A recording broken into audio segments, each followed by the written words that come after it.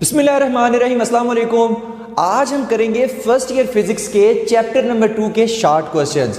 तो कोशिश करेंगे कि इन शॉर्ट क्वेश्चंस को जितना आपके लिए हलवा मक्खन मलाई बना सके। तो देखते हैं कि हमारा फर्स्ट शॉर्ट क्वेश्चन हमसे क्या इरशाद फरमाता है।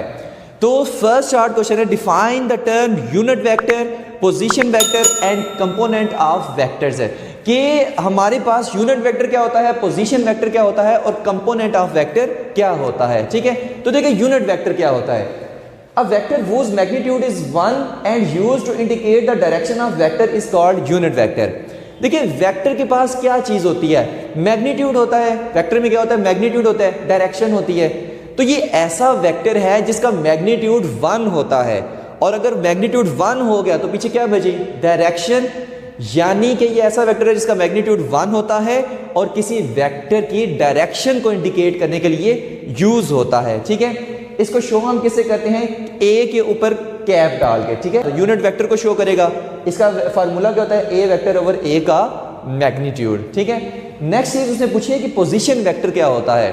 पोजीशन वेक्टर किसी भी पार्टिकल की पोजीशन को लोकेट करने के लिए यूज होता है विद रिस्पेक्ट टू ओरिजिन। ठीक है, फॉर एग्जाम्पल हमारे पास ये ओरिजिन है O और यहां कोई पार्टिकल है, एक वेक्टर खींच दें, ये क्या होगा, पोजीशन वेक्टर, जिसको हम R से शो करेंगे। और ये इसके कंपोनेंट कौन सा होगा, A I और B J। ओके हो गया। तो पोजीशन वेक्टर किसी भी पार्टिकल को लोकेट करने के लिए यूज होता है, इंडिकेट करने के लिए यूज होता है with respect to origin. Origin को हम O का नाम दे लेते हैं। ठीक है, और A I और B J ये इसके क्या है, कंपोनेंट्स हैं। तो देखिए, a vector which locates the position of a particle with respect to the origin, with respect to origin is known as position vector, जिसको हम R से शो करते हैं AI प्लस BJ। अगर हमारे पास वेक्टर 2 डायमेंशनल में है, अगर 2 डायमेंशनल प्लेन में है तो हम लिखेंगे R vector is equal to AI plus BJ। लेकिन अगर वेक्टर 3 डायमेंशनल स्पेस में है तो फिर हमारे पास 2 डायमेंशनल प्लेन में AI plus BJ, 3 dimensional plane में है यानी 3 डायमेंशनल स्पेस में है तो फिर हमारे पास AI plus BJ plus CK होगा, अगर 3 डायमेंशनल में है तो। नेक्स्ट आता है कंपोनेंट ऑफ वेक्टर, कि कंपोनेंट ऑफ वेक्टर क्या होता है। देखिए फॉर एग्जांपल हमारे पास ये क्या है, कोई भी एक वेक्टर है, कोई भी एक वेक्टर है जिसको हम A वेक्टर का नाम दे लेते हैं। ठीक है, अब इस A वेक्टर का फॉर एग्जांपल कितना पार्ट X डायरेक्शन में है, यही इसका क्या होगा, कंपोनेंट होगा। जैसे देखिए, अगर कोई बॉडी बिल्कुल स्ट्रेट जा रहा हो तो हम कहते हैं एक्स एक्सिस में मूव कर रहा है। अगर कोई बॉडी ऐसे बिल्कुल ऊपर जा रहा हो तो हम कहते हैं वाई एक्सिस में मूव कर रहा है। अगर कोई बॉडी ऐसे जा रहा हो जैसे एरोप्लेन है तो ये एक्स में भी मूव कर रहा है, वाई में भी मूव कर रहा है। तो एक्स में इसका कितना पार्ट है, वाई में इसका कितना पार्ट है, ये इसके कहलाएंगे कंपोनेंट, यानी कि ये इफेक्टिव वैल्यू होती है। ठीक है, तो the component of a vector is the effective value in a given direction, is the effective value in a given direction। A vector may be split into 2 or more component, मतलब एक या एक से ज्यादा कंपोनेंट्स में भी हम vectors को डिवाइड कर सकते हैं। ठीक है, इसका ये x बन जाएगा, ये एक y बन जाएगा। ओके हो गया। तो ये कोई भी इफेक्टिव वैल्यू होती है इन अ गिवन डायरेक्शन, उसी को हम कहते हैं कंपोनेंट ऑफ वेक्टर। तो ये था हमारा क्वेश्चन नंबर 1। देखते हैं क्वेश्चन नंबर 2 हमसे क्या कहता है। The vector sum of 3 vectors gives a 0 resultant. What can be the orientation of the vectors है। कहता है कि 3 वेक्टर्स को मैं किस तरह से ओरिएंटेड करूं कि उनका सम जो है वो हमारे पास 0 आए। तो देखते हैं किस तरह से ओरिएंटेड करते हैं। All the vectors are represented by the sides of triangle joined by head to tail rule. Their sum will be 0। इसका आपको 1 नंबर मिलेगा, आगे एक्सप्लेनेशन का मजीद 1 नंबर मिलेगा। तो अगर हमारे पास एक वेक्टर है, ये A वेक्टर, ठीक है, ये हमारे पास है वेक्टर B और ये हमारे पास है वेक्टर C। ठीक है, ये क्या बना रहे हैं हमारे पास, ट्रायंगल, एक क्लोज हमारे पास क्या बना रही है, एक ट्रायंगल बना रहे हैं। तो इस केस में इन तीनों का सम क्या होगा, 0 होगा। अच्छा, इसमें हम कंडीशन क्या लगाते हैं, कंडीशन हम ये लगाते हैं कि अगर फर्स्ट वेक्टर की टेल के साथ लास्ट वेक्टर का हेड लग रहा है तो इन तीनों का सम क्या आएगा, 0 आएगा। अब फर्स्ट कौन सा है, ये 1, ये 2, ये 3, यहां से शुरू हुआ था। फर्स्ट वेक्टर की टेल के साथ लास्ट वेक्टर का हेड अगर ज्वाइन हो जाए तो हम कहते हैं इन तीनों का सम क्या आएगा, 0 आएगा। ओके हो गया। तो यहां पर हम लिख सकते हैं फिर a plus b plus c is equal to 0, but यहां पर 0 नहीं आएगा, यहां पर नल वेक्टर आएगा जिसका मैग्नीट्यूड कितना होता है, 0 होता है। ठीक है, तो इन तीनों को अगर हम सम करें तो आंसर क्या आएगा, नल वेक्टर जिसका मैग्नीट्यूड 0 होता है। और यही उसने हमसे पूछा हुआ था कि 3 वेक्टर्स को हम किस तरह से सम करें कि उनका जो आंसर आए वो 0 आए, तो भाई हम इस तरह से उनको सम करें। ठीक है, एक ट्रायंगल से बनाकर जिसमें हम कहते हैं कि फर्स्ट वेक्टर की टेल के साथ लास्ट वेक्टर का हेड अटैच हो रहा है तो सम इनका 0 आ रहा है ना। थर्ड क्वेश्चन है, vector A lies in the X Y plane for what orientation will both of its rectangular components be negative, for what orientation will its component have opposite sign. कहता है कि एक वेक्टर ए है वो x Y plane में लाई कर रहा है, तो हम उसकी ओरिएंटेशन किस तरह से करें कि उसके दोनों कंपोनेंट्स नेगेटिव हो, उसकी ओरिएंटेशन किस तरह से करें कि उसके दोनों कंपोनेंट्स के अपोजिट साइंस हों। ठीक है, तो देखते हैं किस तरह से। पहले बनाते हैं एक्स वाई प्लेन, ये हमारे पास क्या है जी, एक्स वाई प्लेन। ठीक है, और हमें पता है कि यहां पर क्या होता है, एक्स की वैल्यूज पॉजिटिव, एक्स की वैल्यूज नेगेटिव, यहां पर y की वैल्यूज पॉजिटिव, यहां पर y की वैल्यूज नेगेटिव होती हैं। ऐसे ही है, तो फर्स्ट क्वाड्रेंट में दोनों पॉजिटिव होते हैं, सेकंड क्वाड्रेंट में x नेगेटिव होता है, y पॉजिटिव होता है, थर्ड क्वाड्रेंट में दोनों नेगेटिव होते हैं, और फोर्थ क्वाड्रेंट में x पॉजिटिव होता है और y नेगेटिव होता है। तो यहां से देख के पता चल रहा है कि अगर वेक्टर को हम थर्ड क्वाड्रेंट में बनाएं तो इसके दोनों कंपोनेंट्स के साइंस क्या होंगे, दोनों कंपोनेंट्स क्या होंगे, नेगेटिव होंगे, ए वेक्टर।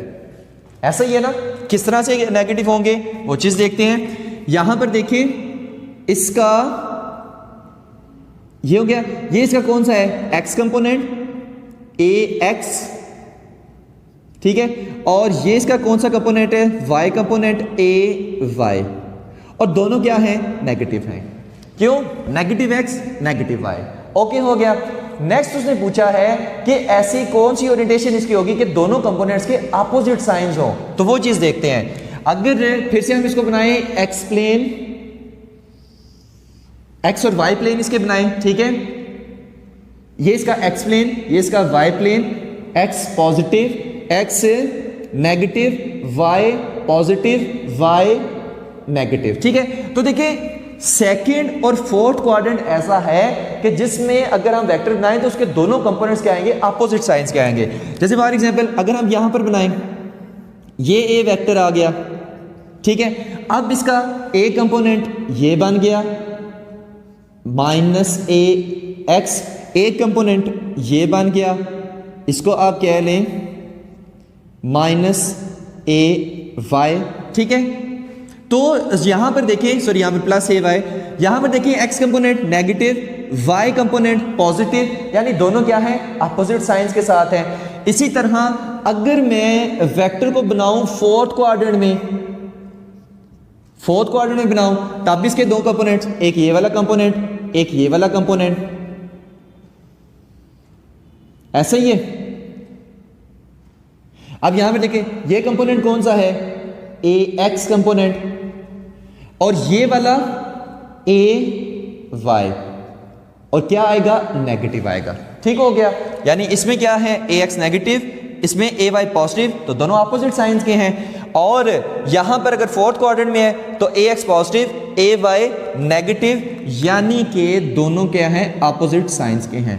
तो और यही उसने हमसे पूछा हुआ था। तो पहले का थर्ड क्वाड्रेंट आपने आंसर देना है और दूसरे का सेकंड एंड फोर्थ क्वाड्रेंट आपने आंसर देना है। नेक्स्ट क्वेश्चन है question number 5, can a vector have a component greater than the vectors magnitude. क्या जो वेक्टर के कंपोनेंट होते हैं वो वेक्टर के मैग्नीट्यूड से बड़े हो सकते हैं?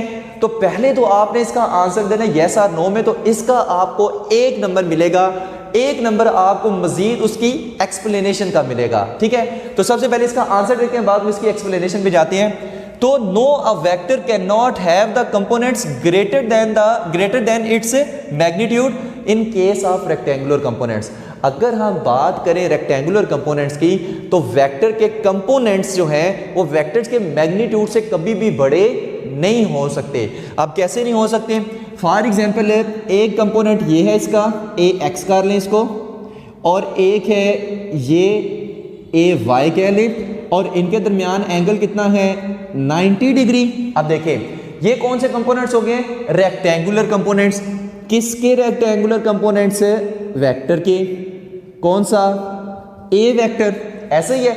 अब क्या जो हमारे पास ये कंपोनेंट्स हैं ए एक्स और ए वाई, क्या ये वेक्टर ए के मैग्नीट्यूड से बड़े हो सकते हैं? भाई नहीं बड़े हो सकते।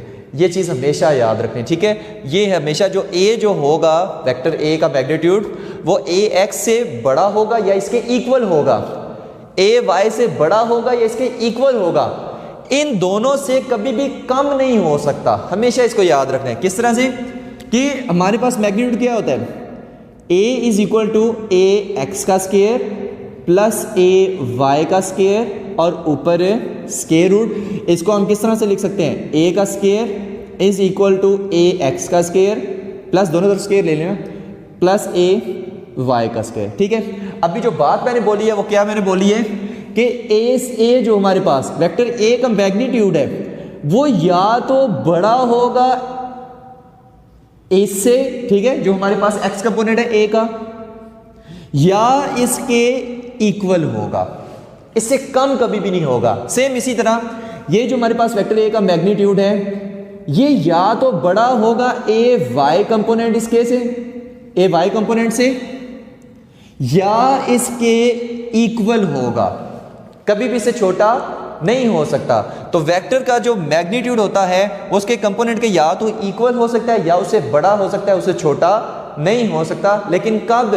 जब हम रेक्टेंगुलर कंपोनेंट्स की बात कर रहे हैं, आपने इसको वर्ड को मेंशन लाजमी करना है, क्योंकि अगर हम रेक्टेंगुलर कंपोनेंट्स के अलावा कुछ और कोई और कंपोनेंट्स की हम बात करें किसी और टाइप के, तो उसमें जो है वो हमारे पास वेक्टर्स के कंपोनेंट्स का जो होते हैं वो उसके मैग्नीट्यूड से ज़्यादा उनका बड़ा आंसर आ सकता है, ठीक है। लेकिन रेक्टेंगुलर कंपोनेंट्स में नहीं आ सकता। तो ये आपने आंसर इसका देना है क्वेश्चन नंबर 5 का। नेक्स्ट देखते हैं question number 6। Can the magnitude of A vector have a negative value? क्या वेक्टर के मैग्नीट्यूड की जो वैल्यू है वो नेगेटिव आ सकती है? भाई ऐसा कभी भी नहीं हो सकता। जो वेक्टर का मैग्नीट्यूड होता है उसकी वैल्यू हमेशा पॉजिटिव आती है। Know the magnitude of the vector can not have a negative value, इसका आपको मिलेगा 1 नंबर। आगे से मजीद एक्सप्लेनेशन का आपको मिलेगा मजीद 1 नंबर, ठीक है। तो टोटल मिला के 2 नंबर आपको इसके मिलेंगे। अब किस तरह से देखिए, मैग्नीट्यूड पहले देखते हैं क्या होता है। A is equal to A X का स्क्वायर प्लस ए वाई का स्क्वायर प्लस ए जी का स्क्वायर और ऊपर स्क्वायर रूट। अब ये जो हमारे पास ए है ये क्या है? ये किसी वेक्टर ए का मैग्नीट्यूड है। ये किसी वेक्टर ए का मैग्नीट्यूड है। कहता है कि क्या ये कभी नेगेटिव हो सकता है? भाई ये नहीं हो सकता। किस तरह से नेगेटिव नहीं हो सकता? देखिए, अगर हमारे पास इसका कोई भी कंपोनेंट अगर नेगेटिव हो जाता है तब उसका अगर हम स्क्वायर करेंगे तो वो भी क्या हो जाएगा? पॉजिटिव हो जाएगा। यानी कि अगर इसके ये जो तीनों कंपोनेंट्स हैं, तीनों कंपोनेंट्स अगर नेगेटिव हो जाएं, तीनों कंपोनेंट्स नेगेटिव हो जाएं, तो जब हम इनका स्क्वायर करेंगे तो वो क्या बन जाएगा? पॉजिटिव, क्योंकि नेगेटिव वैल्यू का स्क्वायर करें तो वो पॉजिटिव वैल्यू बन जाती है। इस वजह से कभी भी जो वेक्टर ए का मैग्नीट्यूड है वो नेगेटिव नहीं आ सकता। ओके हो गया, क्योंकि इनका स्क्वायर करेंगे तो जो नेगेटिव वैल्यू होगी वो भी पॉजिटिव बन जाएगी। ऐसे ही है ना, तो इसका कभी भी मैग्नीट्यूड नेगेटिव नहीं आ सकता। नेक्स्ट आता है question number 7। If A plus B is equal to null vector, ठीक है, A vector plus B vector is equal to null vector, what can you say about the component of the 2 vectors? तो आप इन दोनों vectors के components के बारे में क्या कहेंगे? तो देखते हैं क्या उसने कंडीशन दी हुई है। कहता है कि अगर हमारे पास ए वेक्टर प्लस बी वेक्टर ये हमारे पास नल वेक्टर हो, मतलब इनका जो मैग्नीट्यूड हो वो 0 आए, तो क्या इनके कंपोनेंट्स का मैग्नीट्यूड वो भी 0 होगा? वो चीज़ देखते हैं। देखें, अगर कंपोनेंट्स के बनाएं, पहले इसके कंपोनेंट्स बनाएं। AXI plus AYJ plus BXI plus BYJ is equal to, इसके भी कंपोनेंट्स बनेंगे क्योंकि ये नल वेक्टर है और नल वेक्टर का मैग्नीट्यूड क्या होता है, 0 होता है। और इसका कौन सा कंपोनेंट बनेगा, 0I प्लस 0J। इसके भी क्या बनेंगे, 2 कंपोनेंट्स बनेंगे। ठीक है, अब आपने क्या करना है, I वालों को ना इकट्ठा कर लेना है। एक ये I है, एक ये वाला I है। I हम इसमें कॉमन लेके तो हम कहते हैं कि AX प्लस BX, ठीक है, प्लस इसमें से और इसमें से J को कॉमन लें तो AY plus BY is equal to 0I प्लस 0J। ओके हो गया। अब आपने क्या करना है, यहां पर जो I के कंपोनेंट्स है और यहां पर जो I है, इसको आपने क्या कर लेना है, कंपेयर कर लेना है। जब कंपेयर करेंगे तो यहां पर देखें, एक ये और एक ये, तो इसमें आप कहेंगे कि AX plus BX is equal to 0 आ रहा है। अब Y वालों को अगर हम कंपेयर करें तो ये Y है और ये Y है, तो यहां पर देखें AY plus BY, AY plus BY is equal to J के साथ क्या है, 0 इज इक्वल टू 0। यानी कि जो इसके कंपोनेंट्स का, उसका जो हमारे पास वो जो सम आ रहा है वो भी कितना आ रहा है, 0 आ रहा है। ठीक है, इसका मतलब ये है कि यहां पर ये क्या होगा, AX is equal to minus BX और AY is equal to minus BY। ठीक है, यानी कि ये दोनों कंपोनेंट्स हमारे पास क्या आ रहे हैं, अपोजिट डायरेक्शन में आ रहे हैं। इस वजह से हम कहेंगे कि AX प्लस BX का आंसर भी क्या आएगा, 0 आएगा और AY प्लस BY का आंसर भी 0 आएगा। इस वजह से हमारे पास A vector plus B vector का जो सम आ रहा है वो नल वेक्टर आ रहा है, यानी कि 0 मैग्नीट्यूड आ रहा है, क्योंकि इनके कंपोनेंट्स का जब हम सम करते हैं वो भी 0, AY प्लस BY करते हैं वो भी 0 आ रहा है। ठीक हो गया, तो इसलिए हमारे पास इन दोनों का जो सम है वो 0 मैग्नीट्यूड का आ रहा है, यानी नल वेक्टर का आ रहा है। और यही उसने हमसे क्वेश्चन 7 में पूछा हुआ था कि ऐसा क्यों है भाई, AX is equal to minus BX है, AY is equal to minus BY है, इस वजह से हमारे पास ये इनका जो सम है वो इसमें 0 मैग्नीट्यूड में आ रहा है। इसके बाद हम देखते हैं question number 8, under what circumstances would a vector have component that are equal in magnitude. ऐसे कौन से सर्कमस्टांसेस होंगे कि जब वेक्टर्स के जो कंपोनेंट्स होंगे वो मैग्नीट्यूड में इक्वल होंगे। ठीक है, तो वो सर्कमस्टांसेस देखते हैं कि जब वेक्टर्स के जो कंपोनेंट्स होंगे वो इक्वल होंगे मैग्नीट्यूड में, तो वो चीज़ देखते हैं। अब कोई भी वेक्टर है, उसके फॉर एग्जाम्पल ये कंपोनेंट्स हैं, कोई भी वेक्टर A है, उसके ये कंपोनेंट्स हैं AX और AY। ठीक है, अब ये क्या है, मैग्नीट्यूड में इक्वल होने चाहिए, ये उसने कंडीशन दी है और पूछा हुआ है कि वो कौन सा एंगल होगा कि जिस पे AX और AY इक्वल होंगे। ठीक है, मैग्नीट्यूड में। अब देखते हैं AX क्या होता है, A cos theta is equal to AY A sin theta. ठीक है, और ये क्वेश्चन नंबर हमारे पास कौन सा है, क्वेश्चन नंबर 8 है, क्वेश्चन नंबर 8 है। अब इसमें देखिए हम लिख सकते हैं कि sine theta over cos theta is equal to A by A, cut गया तो sine theta over cos theta is equal to 1, ये क्या आ जाएगा, tan theta is equal to 1 और theta is equal to tan inverse 1 जब हम करेंगे तो थीटा क्या आ जाएगा, 45 डिग्री। यानी कि 45 डिग्री वो एंगल है कि अगर उस पे हमारे पास वेक्टर लाई कर रहा है तो उसके जो कंपोनेंट्स होंगे वो मैग्नीट्यूड में इक्वल होंगे। जैसे हमारे पास ये x, ये y और वेक्टर साहब यहाँ पर लाई कर रहे हैं, यानी कि 45 डिग्री पर इस एंगल, अगर हमारे पास कोई वेक्टर है 45 डिग्री पर है, तब हमारे पास AX is equal to AY होगा। यानी इसके जो कंपोनेंट्स का जो मैग्नीट्यूड है वो भी इक्वल होगा अगर जो वेक्टर जो है वो 45 डिग्री के एंगल पे पड़ा हुआ है एक्स वाई प्लेन के अंदर। ठीक है, नेक्स्ट हमारे पास शॉर्ट क्वेश्चन आ रहा है, question number 9। Is it possible to add a vector quantity to a scalar quantity? याद रखें कि वेक्टर क्वांटिटी को स्केलर क्वांटिटी में ऐड करना पॉसिबल नहीं है। क्यों पॉसिबल नहीं है? देखें, वेक्टर के पास क्या होता है, मैग्नीट्यूड भी होती है, डायरेक्शन भी होती है, और जो हमारे पास स्केलर होता है, स्केलर के पास क्या होता है सिर्फ और सिर्फ मैग्नीट्यूड होता है। देखिए, अगर हम वेक्टर की बात करें, क्वेश्चन नंबर 9 है वेक्टर और स्केलर। वेक्टर की बात करें तो इसके पास मैग्नीट्यूड भी होता है प्लस डायरेक्शन भी होती है, और स्केलर की बात करें तो इसके पास क्या होता है, मैग्नीट्यूड होता है, डायरेक्शन नहीं होती है।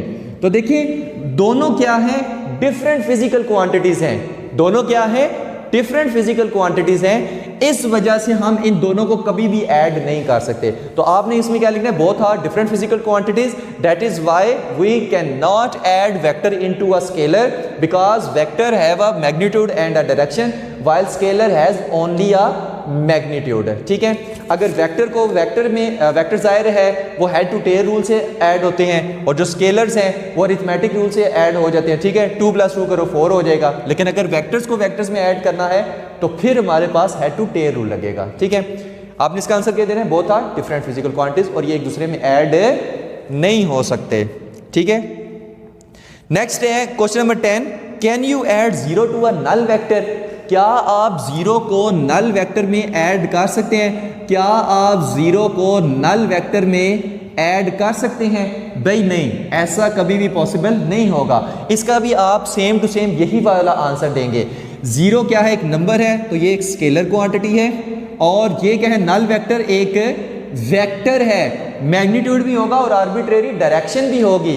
फिर से स्केलर के पास सिर्फ मैग्नीट्यूड, इसके पास मैग्नीट्यूड भी और डायरेक्शन भी, तो दोनों फिर से क्या है, डिफरेंट फिजिकल क्वांटिटीज हैं, तो इसलिए ये आपस में ऐड नहीं हो सकते। वेक्टर को वेक्टर में ऐड कर सकते हैं, स्केलर को स्केलर में ऐड कर सकते हैं, बट वेक्टर को स्केलर में ऐड नहीं कर सकते हैं। कोई पूछे क्यों, तो आपने कहना है दोनों डिफरेंट फिजिकल क्वांटिटीज हैं, एक के पास मैग्नीट्यूड डायरेक्शन दोनों हैं, दूसरे के पास सिर्फ मैग्नीट्यूड है। ठीक है, इस वजह से हम इन दोनों को ऐड नहीं कर सकते।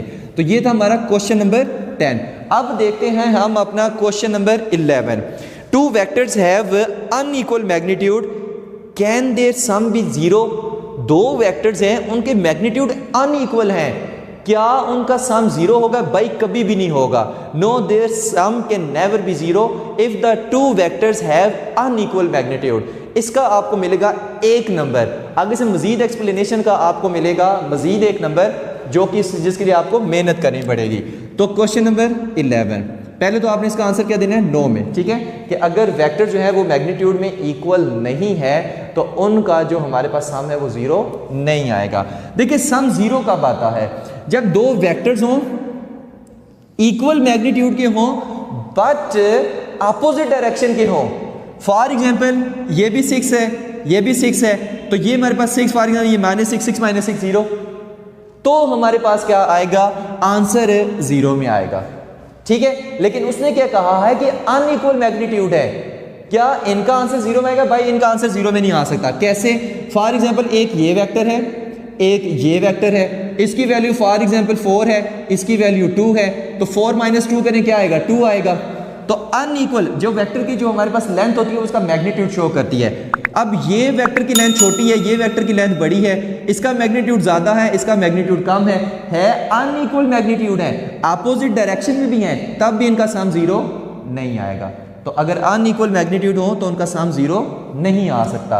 एक ही कंडीशन है सम 0 आने का कि एक तो इक्वल मैग्नीट्यूड हो, और एक अपोजिट डायरेक्शन में हो, तब उनका सम 0 आएगा, अदरवाइज नहीं आएगा सम उनका 0। ओके हो गया। तो ये था हमारा क्वेश्चन नंबर 11।